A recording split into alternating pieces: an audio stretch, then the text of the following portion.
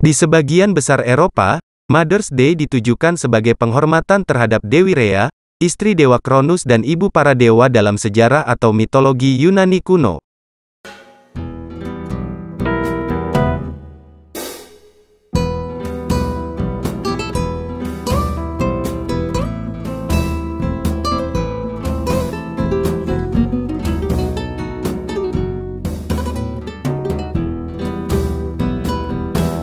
Halo sahabat, selamat datang di channel yang insya Allah dapat memberikan manfaat bagi kita semua.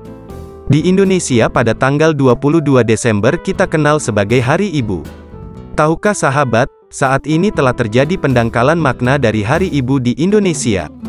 Di sebagian besar Eropa, Mother's Day ditujukan sebagai penghormatan terhadap Dewi Rhea, istri dewa Cronus dan ibu para dewa dalam sejarah atau mitologi Yunani kuno. Pengertian Hari Ibu, setiap tanggal 22 Desember setiap tahunnya, tanpa kita sadari berlangsung tanpa kita memahami apa latar belakang historis dan juga makna sejati yang ingin disampaikan pada peringatan hari tersebut. Konteks modernisasi telah mengubah eksistensi Hari Ibu sebagai motherhood worshipping atau pemujaan sosok ibu yang diisi dengan pemberian kado, bunga, makan-makan dan ada sebagian ritual dengan membebaskan ibu dari rutinitas tugas-tugasnya. Tanpa bermaksud melecehkan semangat dan pengorbanan ibu, namun sejatinya ada dua hal yang luput dari pemahaman kita selama ini mengenai mengapa Hari Ibu itu ada. Pertama, barangkali ini yang paling penting untuk dipahami umat beragama, bahwa peringatan Hari Ibu bermula dari ritual-ritual paganisme atau penyembahan berhala dan dewa-dewi. Di sebagian besar Eropa, Mother's Day ditujukan sebagai penghormatan terhadap Dewi Rhea, istri dari dewa Cronus dan ibu para dewa dalam sejarah mitologi Yunani kuno. Peringatan ini terus diadopsi dalam berbagai konteks, termasuk menyusup dalam ritual-ritual gerejawi di Inggris pada tahun 1960-an, di mana mereka menamakannya sebagai Mother's Sunday. Pada hari itu, orang-orang Kristen akan berhenti memakan makanan dan minuman tertentu. Namun, oleh karena tercampur dengan ritual gerejawi, pemujaan terhadap Dewi Rhea berganti menjadi pemujaan terhadap Bunda Maria, yang dalam keyakinan Kristiani merupakan ibu dari Tuhan Yesus. Dalam perkembangannya kemudian, tradisi ini menular hampir ke seluruh dunia sebagai penghormatan terhadap Mother's Church, yang dianggap sebagai kuasa spiritual yang memberikan manusia kehidupan dan memelihara manusia dari keterpurukan.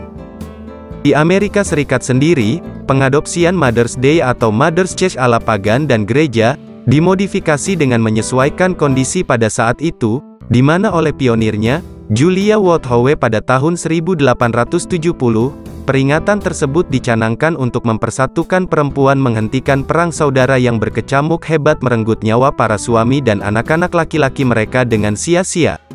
Kampanye Hari Ibu sendiri mulai disosialisasikan oleh Anna Jarvis pada tahun 1907 di Amerika Serikat.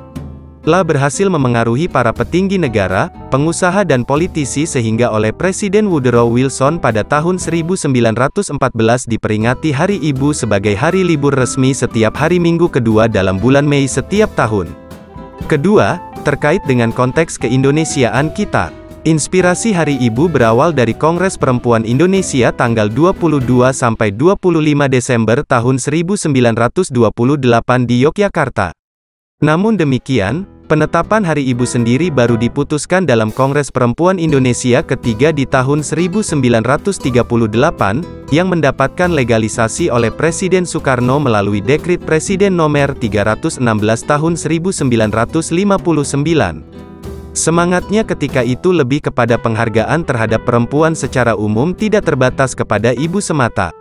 Yang diinginkan ketika itu adalah setiap Hari Ibu dikenang sebagai semangat dan perjuangan perempuan dalam upaya perbaikan kualitas bangsa. Dari latar belakang sejarah dan filosofi yang melandasi peringatan Hari Ibu tersebut, maka dapat disimpulkan setidaknya 3 filosofis yang menjadi semangat perayaan Hari Ibu. Pertama, semangat paganisme dengan mengagung-agungkan Dewi Rhea dari Yunani kuno. Kedua, semangat gerejawi yang cenderung memuliakan Bunda Maria atau Ibu Gereja. Ketiga, semangat menghormati perjuangan kaum perempuan secara umum dalam konteks kebangsaan. Mengapa kemudian Hari Ibu saat ini seolah didangkalkan atau direndahkan hanya seakan-akan sebagai pemujaan pada sosok ibu semata? Inilah yang menjadi kekhawatiran. Penyesatan informasi, penyembunyian sejarah, ditambah dengan kemalasan kita untuk mencari tahu apa sesungguhnya di balik sebuah peristiwa, cenderung membuat masyarakat Indonesia menerima begitu saja semua yang berasal dari luar atau asing. Jika berbicara dalam konteks agama Islam, mungkin juga agama lainnya, maka jelas perayaan Hari Ibu cukup beralasan untuk mengatakannya berbahaya. Jelas karena ada latar belakang historis praktik berhala dalam sejarah dimulainya Hari Ibu di Eropa. Asimilasinya dengan ritual gerejawi berupa pemujaan terhadap Bunda Maria dan juga Mother's Church tentu bisa menjadi alasan mengapa bagi umat agama lain, perayaan Hari Ibu ini bisa memerangkap umat, sadar atau tidak sadar, di dalam acara ritual umat Nasrani. Dalam konteks perjuangan perempuan, peringatan Hari Ibu seperti yang kita kenal sekarang, tentu bisa dikatakan sebagai pendangkalan terhadap peran dan semangat perjuangan perempuan secara umum. Tidak terbatas dalam peran domestik semata dalam rumah tangga sebagai istri sekaligus ibu. Salah memangnya memberikan penghargaan pada ibu setahun sekali. Tergantung pada Anda ingin melihatnya dari filosofis yang mana. Paganisme, gerejawi, atau semangat perjuangan perempuan. Hal yang saya pahami dalam konteks keislaman, tidak ada dosa bagi mereka yang belum mengetahui. Tetapi, jika seseorang telah mengetahui latar belakang sebuah peristiwa, itu menimbulkan kepastian bahwa itu salah. Paling tidak, itu memberikan keraguan-raguan dalam hati. Akan lebih baik jika itu ditinggalkan.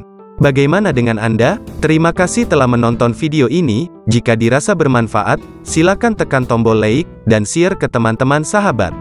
Apabila sahabat tidak mau ketinggalan dengan video terbaru pada channel ini, silakan tekan tombol subscribe.